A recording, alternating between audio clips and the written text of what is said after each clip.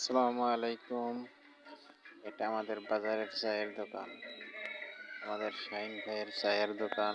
চায়ের দোকানে বসে সকালবেলা চা খেতে বেশ মজা লাগে। আপনারা কি চা খেতে পছন্দ করেন? আমার ভিডিওতে আপনারা লাইক কমেন্ট করবেন, শেয়ার সাবস্ক্রাইব করে আমাকে জানাবেন।